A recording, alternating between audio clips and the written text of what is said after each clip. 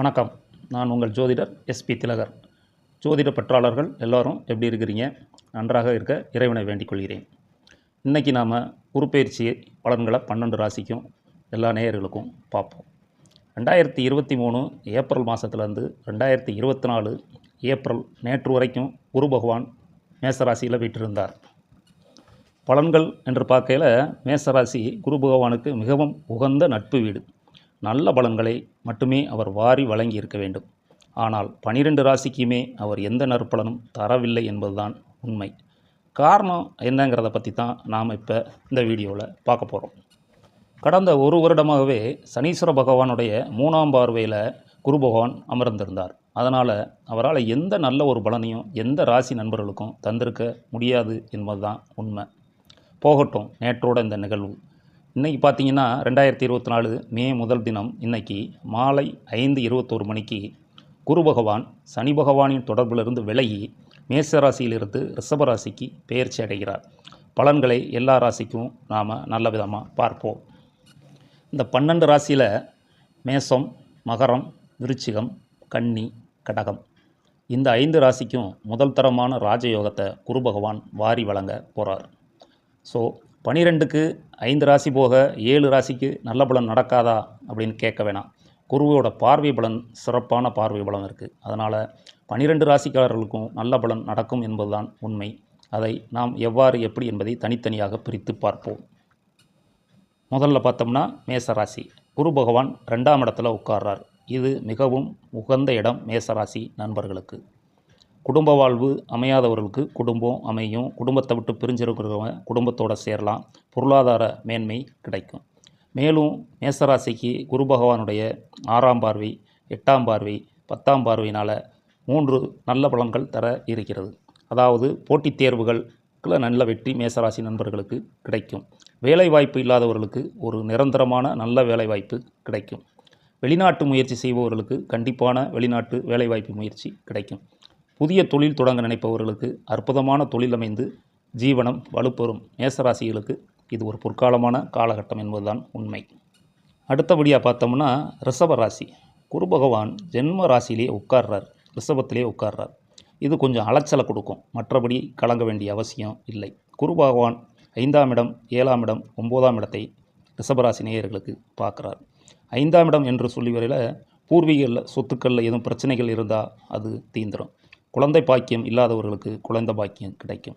திருமண பந்தம் இல்லாமல் தடைபட்டவர்களுக்கு திருமணம் கைகூடி வரும்.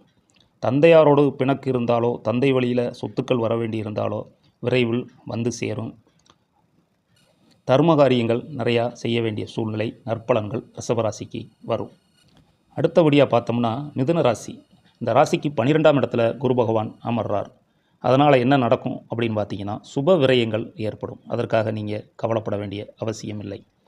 மிதுன ராசிக்கு பார்த்தீங்கன்னா 4ஆம் இடம், 6ஆம் இடம், 8ஆம் இடத்தை குரு பகவான் பார்வையிடுகிறார். எனவே இப்படி பார்க்குறதுனால வீடு வாகன வசதி ஏற்படும். உடல்நிலையில் நல்ல முன்னேற்றம் கிடைக்கும். தாயாருடைய நலன்கள் பாதுகாக்கப்படும். அதே மாதிரி போட்டித் தேர்வில் வெற்றி கிடைக்கும். வேலைவாய்ப்பில் வெற்றி கிடைக்கும். வெளிநாட்டு தொடர்பான விஷயங்களில் நல்ல மேன்மை மிதுன ராசிக்காரர்களுக்கு நிச்சயமாக கிடைக்கும். அடுத்தபடியாக பார்த்தோம்னா கடகராசி. கடகராசிக்கு 11ஆம் இடத்துல குரு பகவான் அமர்றார். லாபஸ்தானத்தில் அமர்ற குரு பகவான் எண்ணற்ற பொருளாதார மேன்மைகளை வாரி வழங்க போகிறார்.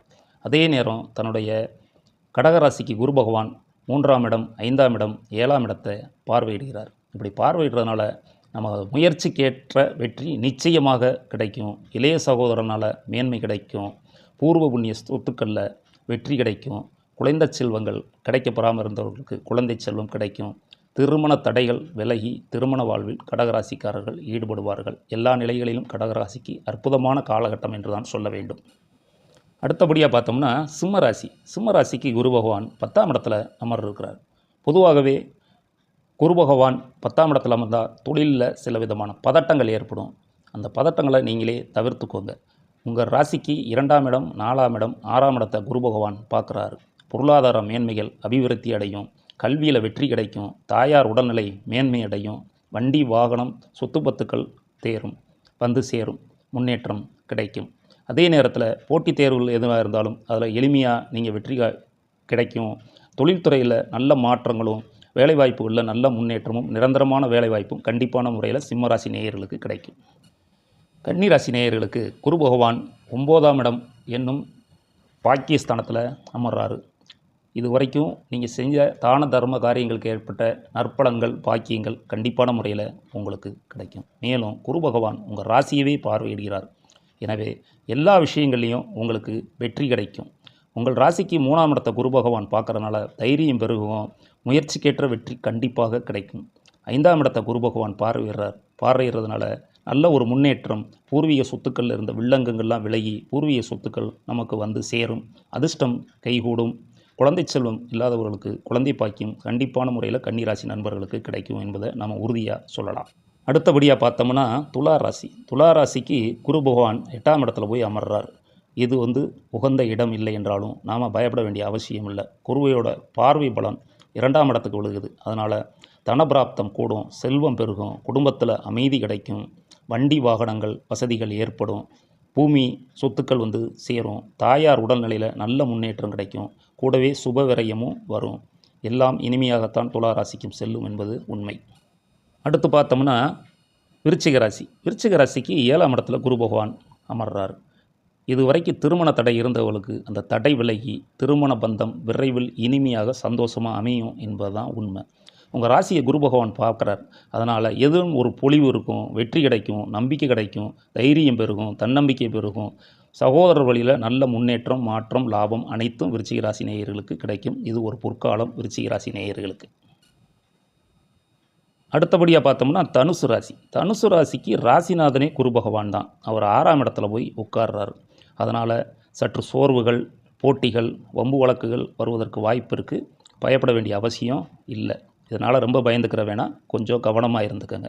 குரு பகவானுடைய பார்வை பலம் சிறப்பாக இருக்குது. பொருளாதார மேன்மைகள் கூடும், நல்ல வெற்றிகள் கிடைக்கும், தொழில் அபிவிருத்தி கிடைக்கும், சுப விரயங்களும் வரத்தான் செய்யும். இருந்தாலும் பண வரவுகள் அதற்கேற்றபோல் சிறப்பாக சேரும் என்பது தான் உண்மை. அதனால் பொருளாதாரத்தில் நல்ல முன்னேற்றம் தான் தனுசு ராசிக்கு இருக்கும். அடுத்தபடியாக பார்த்தோம்னா மகர ராசிக்கு குரு பகவான் 5ஆம் இடத்துல அமர்றாரு. அதனால் அதிர்ஷ்டம் கைகூடும் மகர ராசி நேயர்களுக்கு. உங்கள் ராசியவே குரு பகவான் பார்த்துறாரு. எல்லாத்துலேயும் வெற்றி கிடைக்கும், முயற்சிக்கேற்ற வெற்றி, பலன்கள், முன்னேற்றம் அனைத்தும் கிடைக்கும். தந்தையாரோடு இருந்த பிணக்குகள் நீங்கி தந்தை வழி சொத்துக்கள் கிடைக்கும். மூத்த சகோதரர்கள் மூலம் இருந்த பிணக்குகள்லாம் நீங்கி அவர்கள் மூலம் பெரும் ஆதாயம் கிடைக்கும். லாபஸ்தானத்தை குரு பகவான் பார்வையிடுறார். பெருத்த லாபம் கிடைக்கும். மகர ராசி நேயர்களுக்கு வெற்றி தான். அடுத்து பார்த்தோம்னா கும்பராசிக்கு குரு பகவான் 4ஆம் இடத்துல உட்கார்றாரு. இது சற்று உகந்த இடம் கிடையாது. உங்கள் உடல்நலத்தில் கொஞ்சம் கவனம் செலுத்துங்க. தாயார் மேன்மையில் கவனம் செலுத்துங்க. வீடு, வண்டி, வாகனம் வாங்குறத கொஞ்சம் கவனமாக ஆராய்ந்து பார்த்து செய்யுங்க. மற்றபடி திடீர் அதிர்ஷ்டம், வெளிநாட்டு வேலைவாய்ப்புகள்லாம் கைகூடும். தொழில் அபிவிருத்தி பிரமாதமாக இருக்கும். புதிய தொழில் உருவாகும், அதில் வெற்றி கிடைக்கும். சுப விரயங்களும் கொஞ்சம் வரத்தான் செய்யும். தொழில் மேன்மை கண்டிப்பாக கும்பராசிக்காரர்களுக்கு உண்டு என்பதுதான் உண்மை. அடுத்து பார்த்தோம்னா மீனராசிக்கு குரு பகவான் 3ஆம் இடத்துல உட்கார்றாரு. இது சற்று உகந்த இடம் இல்லை. இருந்தாலும் கவலைப்பட வேண்டிய அவசியம் இல்லை. குரு பார்வைக்குன்னு ஒரு தனி பலம் உண்டு. அவர் தன்னுடைய 7ஆம் இடத்தை குரு பகவான் மீனராசிக்கு 7ஆம் இடத்தை பார்வையிடுறார். ராசிநாதன் 7ஆம் இடத்தை பார்வையிடுறார். கண்டிப்பாக கூட்டு தொழிலில் வெற்றி, திருமண தடைகள் இருந்தவருக்கு அது விலகி நல்ல முறையில் திருமணம் நடக்கும். தந்தையாரோடு இருந்த பிணக்குகள் நீங்கி தந்தை வழி சொத்துக்கள் கிடைக்கும். மூத்த சகோதரர்களோட இணக்கமான சூழ்நிலை ஏற்படும். பொருளாதார மேன்மை கண்டிப்பாக கிடைக்கும். மீனராசிக்கும் வெற்றி என்றே சொல்லலாம். இப்படி பலன்கள் வெவ்வேறு விதமாக மாறி இருந்தாலும் கூட அவரவருடைய பிறந்த ஜாதகத்தில் உள்ள தசாபுத்தி பலன்களின் அடிப்படையில் நல்ல மாற்றங்கள், முன்னேற்றங்கள், வெற்றி கிடைப்பதற்கான வாய்ப்புகள் இருக்கிறது. எனவே அவரவருடைய சொந்த ஜாதகங்களை பார்த்து தெரிந்து கொள்ளுங்கள். எல்லாமல்ல இறைவன் துணை இருப்பார். வாழ்க வளமுடன். வாழ்த்துக்கள். குருவே போற்றி.